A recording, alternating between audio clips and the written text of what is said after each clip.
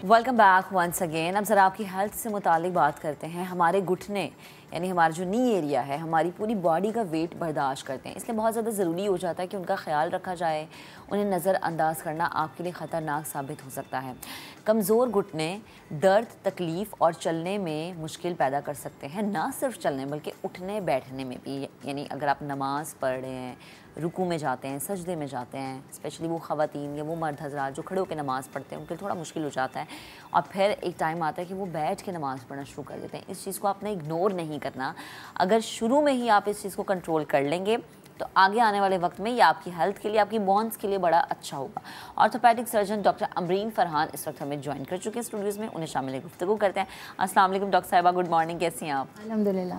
अच्छा डॉक्टर साहिबा, मुझे बताएं कि स्पेशली मैंने ख़वातीन में ये बड़े मसले देखे हैं कि जी, और एज के साथ साथ with the passage of age आपके अंदर ये बीमारी मज़ीद बढ़ जाती है। तो ये क्या मसला होता है कि स्पेशली मुझे पहले वो बताएं कि आप उठते बैठते हैं तो घुटने चटकना शुरू हो जाता है, एक आवाज़ आती है आपके घुटनों में से। बिस्मिल्लाहिर्रहमानिर्रहीम। देखें, फ़र्स्ट ऑफ़ ऑल तो मैं ये कहूँगी कि अल्लाह ताला ने इंसानी जिस्म को बहुत एहसन तरीके से बनाया है। तो अगर हमें कोई पेन हो भी रहा है तो हमें घबराना नहीं चाहिए फ़र्स्ट ऑफ़ ऑल। ठीक है, पेन हमारी बॉडी में एक ऐसा गार्ड के तौर पे एक्ट करता है। जैसे अगर हमें कहीं डैमेज हुआ है, कोई प्रॉब्लम किसी बॉडी पार्ट में आ रही है, तो हम सबसे पहले हमें पेन होता है। ठीक है, तो ये एक अच्छी चीज़ है। अगर हमें पेन ही ना हो तो हमें डैमेज होता रहेगा और हमें पता ही नहीं चलेगा। बिल्कुल ऐसा है। तो पेन से घबराना नहीं चाहिए। पेन है, डेफिनेटली आपको एक इंडिकेशन मिल रहा है कि आपकी बॉडी में कुछ डैमेज हो रहा है, तो आपने उसको टेक केयर करनी है। ठीक है, अगर माइल्ड पेन है तो आप रेस्ट कर सकते हैं, कुछ हल्की फुल्की पेन मेडिकेशंस ले सकते हैं। लेकिन अगर पेन आपका 3 से 4 हफ्ते से ज़्यादा प्रोलॉन्ग कर रहा है, then you need to see some doctor. ठीक है, अगर आपने खुद से सेल्फ मेडिकेशन भी कुछ लोग कर लेते हैं, शॉर्ट कोर्स आप ले सकते हैं, हफ्ता ले लीजिए।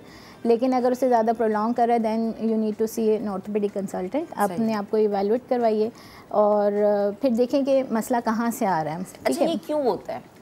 देखिए, नी पेन हमारी बॉडी में जो जॉइंट्स हैं वो बहुत सारी चीज़ों से मिलके बने हुए हैं। सबसे पहले तो जो जॉइंट बनता है 2 बोन्स के आर्टिकुलेशन से बनता है। ठीक है, अगर और उसमें आर्टिकुलेशन में कोई प्रॉब्लम आ रही है, बोन्स आपकी सही नहीं है, उसकी वजह से पेन आ सकता है। फिर आपकी बॉडी एक सिमेट्री में है, यानी कि हमारी मिड लाइन जो स्पाइन होती है उसके साथ साथ दोनों, जैसे 2 आइज़ हैं, 2 हैंड्स हैं, 2 लेग्स हैं, तो इस तरीके से हमारी बॉडी एक सिमेट्री में है। अगर आपकी बॉडी की सिमेट्री आउट हो रही है, कहीं एक तरफ आप झुक रहे हैं या किसी वजह से आपकी बॉडी की सिमेट्री ठीक नहीं है, तो उसकी वजह से भी जॉइंट पेन आ सकता है।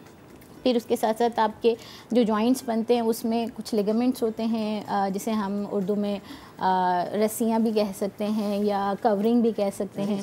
वाइट टाइट स्ट्रक्चर्स होते हैं हमारी बॉडी के जॉइंट्स में। अगर उनमें कोई डैमेज हुआ है, उसकी वजह से कोई प्रॉब्लम है, उसकी वजह से भी नी पेन आ सकता है। फिर इसके साथ साथ ये है कि जो जॉइंट्स के ऊपर मसल्स की कवरिंग है, जो हमारे मसल्स भी एक बैलेंस में है।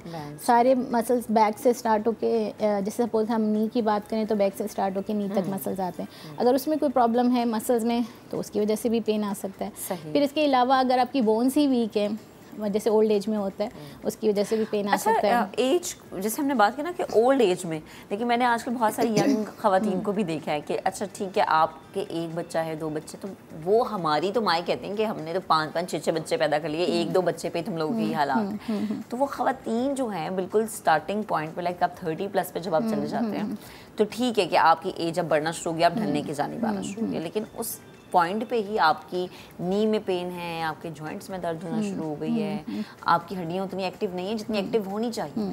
ये क्या है कि आपका डाइट इनटेक वैसा नहीं जो होना चाहिए, या फिर कोई कैल्शियम की कमी है? देखिए, न्यूट्रिशनल चीज़ तो एक चीज़ है ना कि अगर आपने कैल्शियम, विटामिन डी डेफिशिएंसी है, चाइल्ड बेयरिंग एज में अगर ख़वातीन मिल्क इनटेक नहीं कर रही हैं, फीडिंग मदर्स हैं, वो दूध वगैरह का इस्तेमाल नहीं करती, सप्लीमेंट्स नहीं लेती, तो कैल्शियम डेफिशिएंसी होती है जिसको ऑस्टियोमलेशिया कहते हैं, उसकी वजह से बोन पेन्स आते हैं। लेकिन बहुत सारी ख़वातीन को या मर्द हजरात को भी ज़रूरी नहीं कि यही प्रॉब्लम हो, अगर उनकी बैक में प्रॉब्लम है उसकी वजह से भी नी पेन आ सकता है। अच्छा, तो फर्स्ट ऑफ ऑल वही वाली बात है कि आप जाके डॉक्टर से इवैल्यूएट ज़रूर करें, कंसल्ट करें कि आपको पेन आ कहाँ से रहा है।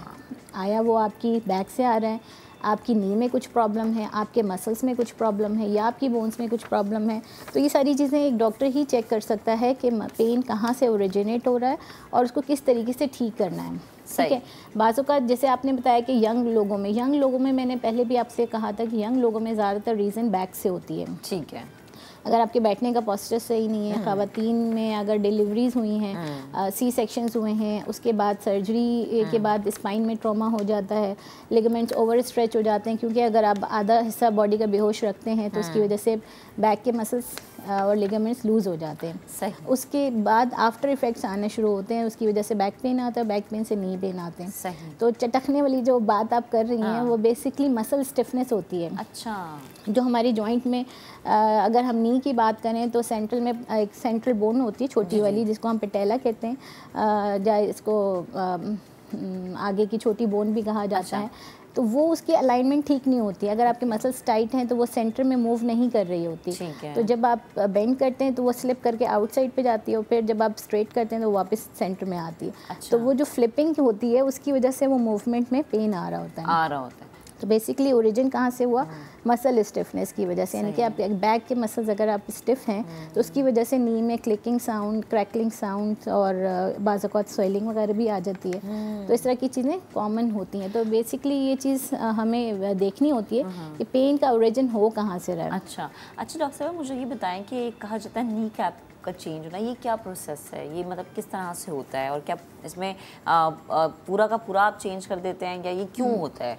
देखिए, ये तो एक बहुत वास्ट टॉपिक है। नी कैप या नी रिप्लेसमेंट एक बहुत मेजर सर्जरी होती है। जिसमें आपकी जॉइंट की सरफेस को चेंज किया जाता है। मेटल का आप कवरिंग चढ़ा दी जाती है। नी कैप जो छोटी वाली बोन होती है उसके ऊपर भी, और टिबिया और फीमर बोन भी होती है उसके ऊपर भी। लेकिन देखें, उससे पहले बहुत सारी चीज़ें हैं हमारे पास। अगर हम 100 पेशेंट्स देखते हैं तो उसमें से 4 या 5 मरीज़ों को नी रिप्लेसमेंट की ज़रूरत पड़ती है। उससे ज़्यादा 95% जो पेशेंट्स हैं बगैर सर्जरी के ठीक हो सकते हैं। और हो भी जाते हैं।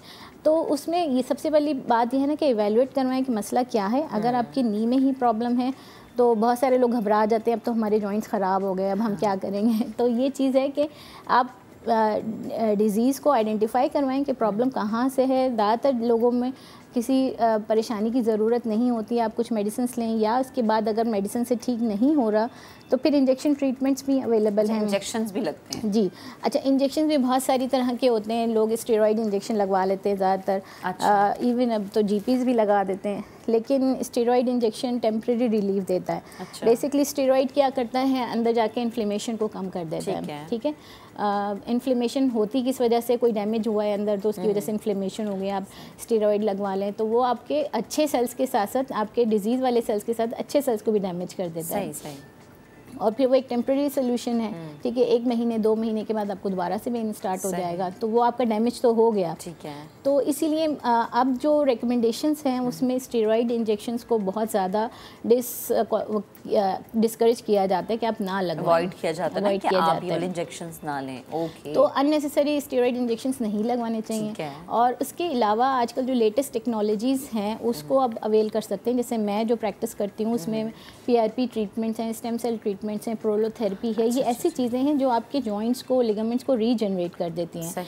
तो उसमें बहुत सारी चीज़ें, जैसे अगर हमें लिगामेंट्स को रीजनरेट करना है तो हम प्रोलोथेरेपी करते हैं। प्रोलोथेरेपी में एक लिगामेंट में आप इंजेक्ट करते हैं। ओके। और उसमें कोई ऐसी मेडिसिन यूज़ नहीं होती, या तो हम मरीज़ का ही ब्लड यूज़ करते हैं, या हम हाई कंसंट्रेशन शुगर के इंजेक्शंस यूज़ करते हैं।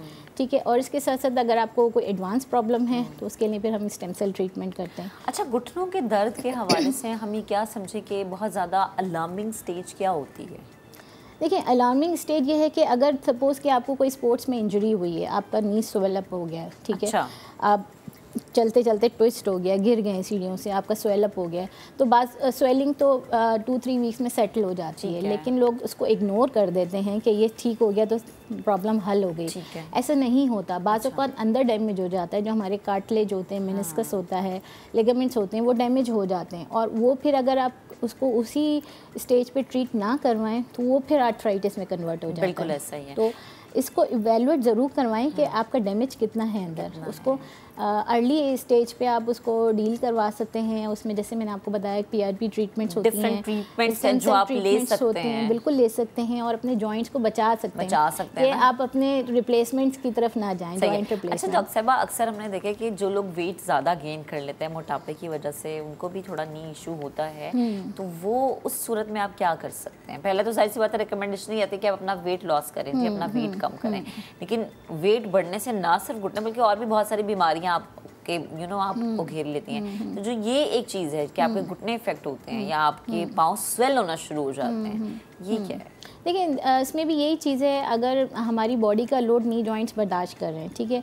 अगर हमारी जॉइंट्स की कैपेसिटी या स्ट्रेंथ से ज़्यादा हम उन पे लोड डालेंगे, डेफिनेटली वो डैमेज होंगे। तो पहली बात तो ये कि वेट रिड्यूस करने की कोशिश करनी चाहिए, ठीक है, लेकिन अगर उसके साथ साथ आप और चीज़ें भी कर सकते हैं, जैसे कि आप एक्सरसाइज रेगुलर बेसिस पे करें, ठीक है, ताकि आपके जो मसल्स हैं नी के इर्द गिर्द वो आपके स्ट्रॉन्ग रहें। कुछ क्वाड्रिसेप मसल होता है आगे की तरफ, पीछे हैमस्ट्रिंग मसल्स होते हैं, अगर आप उनको स्ट्रेंथन कर लें तो वो आपकी बॉडी का लोड बर्दाश्त कर सकते हैं, ठीक है। तो वो एक रेगुलर बेसिस पे आप एक्सरसाइज रूटीन में आप कर सकते हैं।